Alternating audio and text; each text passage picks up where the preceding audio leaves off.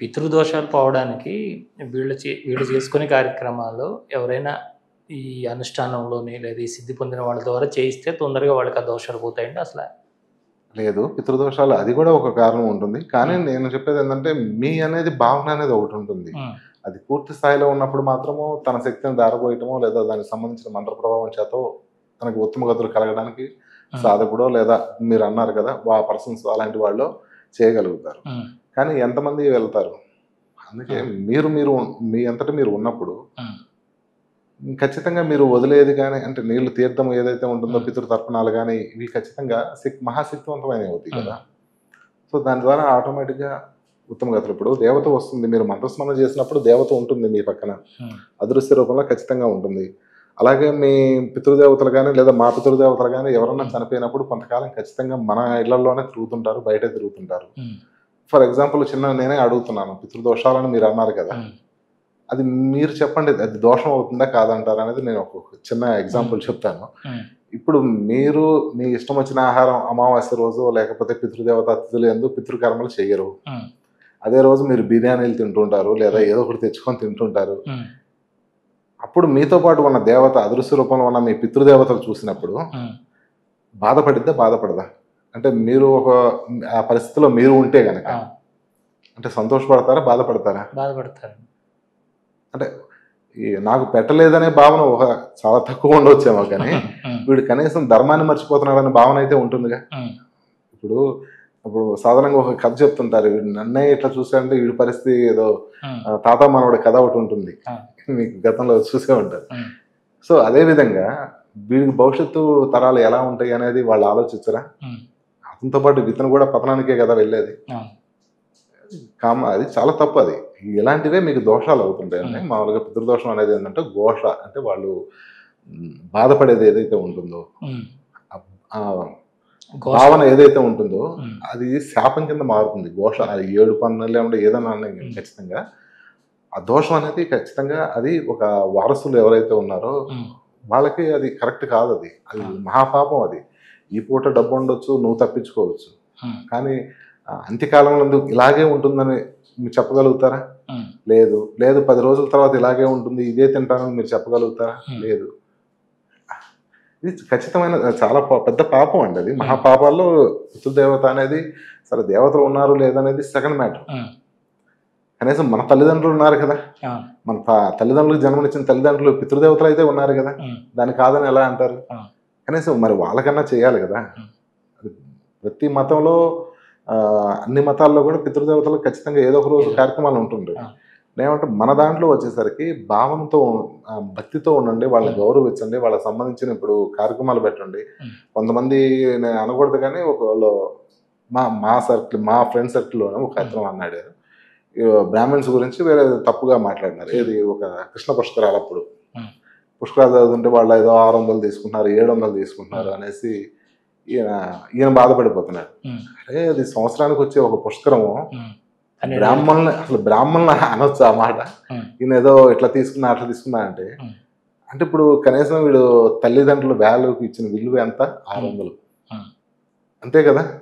వీడు 500 కోసం తల్లిదండ్రులకి పెట్టిన కార్యక్రమాల్లో ఆయన తిన్నాడు అనేసి మీరు బాధపడుతుంటే, హ్మ్. తల్లిదండ్రులకు ఇచ్చిన విలువ 500. ఆ! సో, అది చాలా తప్పండి. ఆ! వాళ్ళని గౌరవించాలి. గౌరవించినప్పుడు వాళ్ళ ఆశీర్వాదం ఏదైతే ఉంటుందో అది ఖచ్చితంగా ఉద్ధరించబడుతుంది. హ్మ్.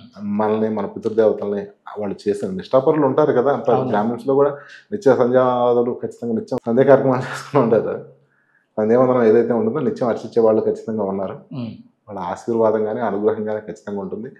ఈ 500కి, రూ. 10కి ఏదో తిన్నారని వాళ్ళ మీద పడి ఏడవటం అనేది చాలా తప్పది. అసలు అది మహాపాపంతో సమానం అది. ఎందుకంటే 12 సంవత్సరాలకు వచ్చేది ఒక పుష్కరాలు. ఆ! ఒక ఏరియాలో ఒక కొంతమంది మాత్రమే ఉంటారు. ఆ! అది అలా అనటం కూడా చాలా తప్పు. సో ఇది ఇలాంటివి దోషాల కింద మారుతాయండి. అంటే ఈ పితృదేవతలు ఆయా గృహాల్లోనే ఉంటారండి. ఇప్పుడు ఈయన ఊరు, ఆ ఇల్లు అవన్నీ వదిలేసి వచ్చాడు. ఎక్కడో ఉంటున్నాడు. వేరే దేశంలో ఎక్కడో ఉంటున్నాడు.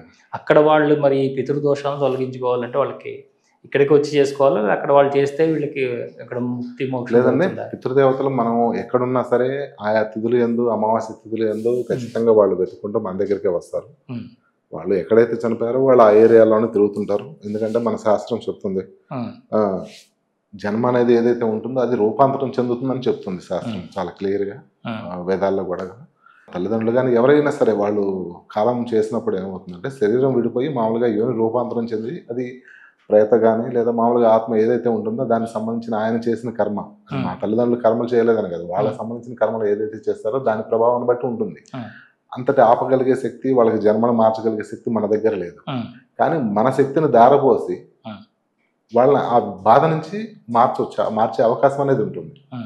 సో అందుకే ఈ పితృతర్పణాలు ఏదైతే ఉంటుందో, పితృతర్పణాలు చేసినప్పుడు అన్నిటికీ మూలం పితృదేవతలు ఎవరైతే ఆ స్మరణ ఉందో పితృదేవతలు, అది వాళ్ళు ఖచ్చితంగా వాళ్ళని ఉద్ధరిస్తారు. ఈ పితృతర్పణాలు అనేది ఎక్కడైతే ఆ ప్రాంతాల్లో చేస్తేనే వాళ్ళకి ఉత్తమం. ఆ ఊర్లో భావన అనేది భక్తి భావన ఉండాలి ఖచ్చితంగా. అది ఒక సాధకుడు ఎగ్జాంపుల్ నేను ఇందా చెప్పేది, సాధకుడు వాడు ఎక్కడ ఉంటే దేవత అక్కడికి వచ్చింది. అలాంటప్పుడు వాడు కాశీలో ఉండి చదివితేనే వస్తుంది, లేకపోతే పర్వతాల మీద ఉంటే చదివితేనే వస్తుందని ఎక్కడా లేదు కదా. అలాగే అనుష్ఠానం ఏదైతే ఉంటుందో, ఒక సాధన ప్రభావం, మంత్ర ప్రభావం ఏదైతే ఉంటుందో అది ఎక్కడైనా సరే ఖచ్చితంగా పనిచేస్తుంది. మీరు ఎక్కడ ఉండైనా సరే మీరు తర్పణాలు వదులుకోవచ్చు. అది దాని పెద్ద వేరే విషయం కాదని ఖచ్చితంగా తెలుసుకొని ప్రతి ఒక్కళ్ళు కూడా తర్పణాలు వదులుకోవచ్చు. నిత్య తర్పణాలు వదిలే విధానం కూడా ఉంది. అది మీరు పెద్దల్ని అడిగి తెలుసుకుంటే కనుక ఖచ్చితంగా మీరు చేయవచ్చు. అతి తక్కువ సమయంలోనే చేయొచ్చు. అంటే నిత్య పూజలో ఒక భాగంగా నిత్యం మన దేవతలకి, ఋషులకి, అగ్నిదేవతకి, పితృదేవతలకి మామూలుగా తర్పణాలు వదిలే ఒక విధానం ఉంది. ఆ విధానం తెలుసుకొని మీరు చేయవచ్చు. లేదు అమావాస్య రోజే వదులుతాను అనుకున్నప్పుడు మీరు అమావాస్య రోజు పితృదేవత తిథి లేదా మామూలుగా అమావాస్య ఎందుకు కనుక మీరు ఖచ్చితంగా మీరు తర్పణాలు వదిలితే కనుక వాళ్ళకి అంటే దోషం ఏదైతే ఉంటుందో అలాంటివి మీరు ఇచ్చేది ఆహారం అంటే ఇస్తున్న నీరు ఏదైతే ఉంటుందో నీటి రూపంలో కానీ మంత్రయుతంగా లేదా క్షీరాన్నం కానీ లేదా ఒక భోజనం ఏదైతే ఉంటుందో ఆ కార్యక్రమాలు ఆవాహన చేసుకొని మీరు పెట్టడం వల్ల కానీ వాళ్ళు తృప్తి చెందుతారు. వాళ్ళు మొత్తం తినేస్తారా అంటే మళ్ళీ మీరే తినేది. కానీ ఆ శక్తి ఏదైతే ఉంటుందో వాళ్ళు తీసుకొని దాన్ని ప్రసాదం కింద మనకి ఇవ్వగలుగుతారు. దాని ద్వారా కూడా మీరు తీసుకున్నప్పుడు ఏంటంటే ఆ దోషం పోతుంది ఖచ్చితంగా. ఇప్పుడు లేదా ఒక గురువుగారు కోపడ్డారంటే మనం వాళ్ళు ఏదైనా ఇచ్చినప్పుడు వాళ్ళు తీసుకున్నారు లేదా సంతోషంగా ఉన్నారు అంటే లేనట్టే కదా కోపం. అలాగే సరే అనేసి అలాగే ఇది కూడా అంతే అండి. కంపల్సరీ వాళ్ళు మనం తీసుకున్న ఆహారం తీసుకున్నారు అంటే కనుక దోషం చాలా వరకు తగ్గుతూ ఉంటుంది. ఈ పితృదోషాలు ఉన్న వాళ్ళని ఉన్నాయని ఎలా గుర్తిస్తామండి? వాళ్ళకి ఇబ్బందులు ఉన్నాయని, వాళ్ళకి ఎలాంటి సమస్యలు వస్తుంటాయి? సాధారణంగా పితృదేవతలకి అందరికీ ఉంటుందండి పితృదోషం అనేది ఏదో ఉంటుంది. ఇప్పుడు అందరూ ప్రతి ఒక్కళ్ళు వేరే అందరూ కాదు కదా. అంటే తెలుసో తెలియకో సాధారణంగా మన పూర్వీకులు ఆచరించకపోవడం వల్ల కానీ ఖచ్చితంగా ఉంటుంది. ఎందుకంటే ఉన్న పరిస్థితి, వాళ్ళు ఉద్యోగానికి వెళ్ళాలి, వాళ్ళని ఏమీ అనలేని పరిస్థితి, వాడు ఉన్న పరిస్థితి. అలాగనే పరిస్థితులు అవకాశం ఉండి కూడా చేయని వాళ్ళు చాలా మంది ఉన్నారు. అవకాశం ఉండి చేయని వాళ్ళకి నేను చెప్తుంది. ఇబ్బంది పడేవాళ్ళు కూడా సాధారణంగా చేయవచ్చు.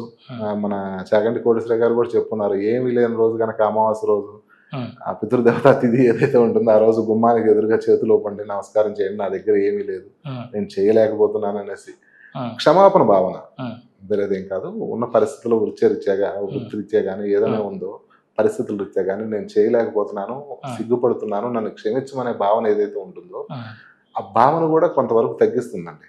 సరే అనే భావన వస్తుంది. అలా కాకుండా మీరు అదే రోజు అన్నీ మర్చిపోయి మధ్యాహ్నం బిర్యానీ తెచ్చుకొని కూర్చొని ఫుల్లుగా బరీగా తిని వెళ్ళి ఎలకలా పడుకుంటే అది చూసిన పితృదేవతలు ఏమనుకుంటారు చెప్పండి? పరిస్థితి ఏంటి అంటే వాళ్ళు అసలు తిరుగుతారా లేదా అంటే కనుక నేను ఖచ్చితంగా నేను అనుభవంతో చెప్తున్నాను. ఖచ్చితంగా ఉంటారు, ఖచ్చితంగా వస్తారు. వాళ్ళు మనం చూడవచ్చు కూడా. స్వప్న విద్యల ద్వారా కూడా మీరు చూడవచ్చు దేవతని, పితృదేవతల్ని.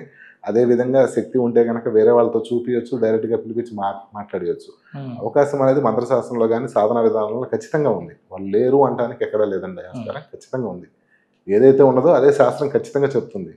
కాకపోతే సాధన ద్వారా తెలుసుకోవాలి వీడు. ఆత్మ బాధ తెలుసుకోకపోతే మాత్రం చాలా కష్టం.